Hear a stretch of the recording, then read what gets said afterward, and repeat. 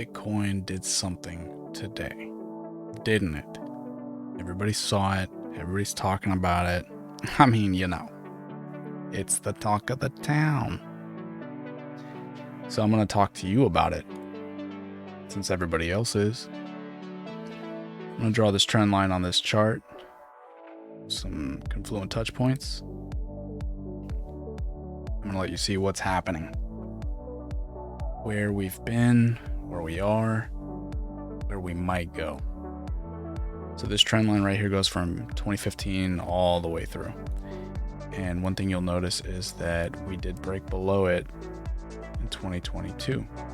We stayed below it. We tapped it once in 23, but couldn't get above it. So those weren't good signs. Those were confusing times for prepubescent people.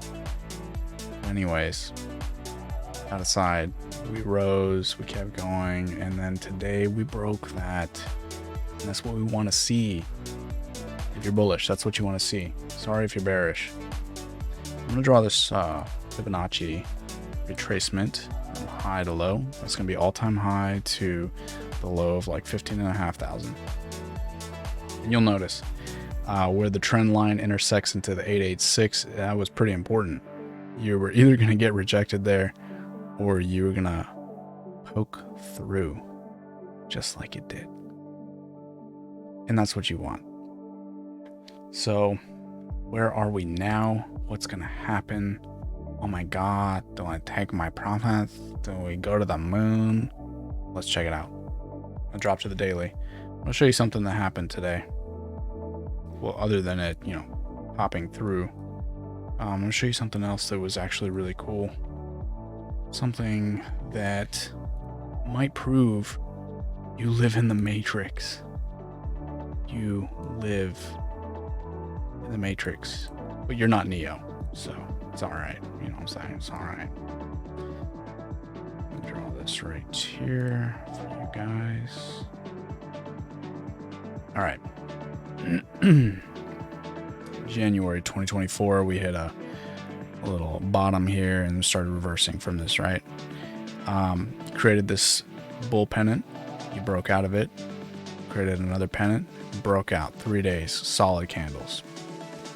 What I'm going to show you is the measured moves of what happened and then what played out amongst the people that you associate with, your crew. And how they just don't really know better, but it's okay. So when you've got a pennant breakout and you create a bull flag like you did, because that's a bull pull into a bull flag, that is your measured move for the next run. And if you look at it, we went right to that measured move. And this is the Coinbase chart. I get it. Yeah, it's not right at the tip of this arrow. You can do this across multiple charts and it is the same. That is your zone. That is your completion zone for the measured move. Yes, science. But what happened? Well, let's drop it to the 4 hour. You see that ugly indecision candle? If you don't know what that means, that's basically like no body, high wick, low wick. It's a bunch of, we're going to push it. No, we're not. And then, you end up opening and closing basically where you started. That's indecision. That candle right there is when this news started coming out about Coinbase crashing. That's not really new news. Coinbase always crashes when things are running crazy, whether it's to the upside or the downside. That's Coinbase for you. Anyways, the point is, this was a measured move, and that's where I was expecting it to kind of complete. Now, does that mean we reverse and it's all game over? No, that just means that's where the move was to be completed. What could happen next? We could continue up. We could backtest the 886, which is something I'd like to see just to confirm that is going to be support from here on out, or backtest the trend line that I drew from 2015. That's what you want to see. Now, this indecision wick, basically, it came close. That could be confirmed. I don't know. We'll see though. If it double taps it, fine. What you don't want is a candle close below the trend line, because if that happens, that was a game over. I mean, you might as well just start shorting it. Either way, if this thing creates another flag, we can do another measured move and see what happens next, see what kind of news breaks once we hit that peak. Whatever. Neo, whatever, man. So let's talk about what could happen from here on out. Well, if this thing trades sideways, confirms that 886 is going to be support, well, that's where we're looking at extensions. So you've got that all-time high of 69,000. I have extensions of 103,000, 128,000, 174,000. Take your pick. Which one do you want? Which one do you want?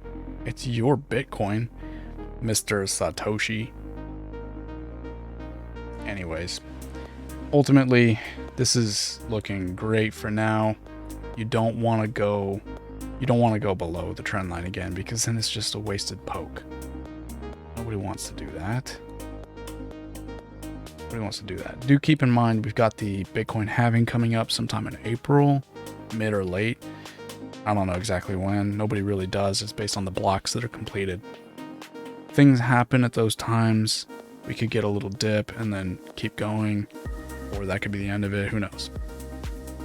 But pay attention. I will be. I'll try to keep you guys updated as well. There's another thing I do want to show you guys too, is this Bitcoin rainbow chart. I do look at this every once in a while. This thing has been pretty interesting. It's a little bit different than how I do things, but it shows you across the Roy G. Biv where you should get in, accumulate. It tells you if it's still kind of cheap. It tells you, hey, you might want to get out of here. And then it tells you, hey, this is a bubble. Like, take your profits or write it down. Take your pick. I'll leave a link of it in the description below. Like, subscribe to this. I'm going to keep you guys updated with everything I see, my perspective at least. And anyways, enjoy the rest of your, until the next time. See ya.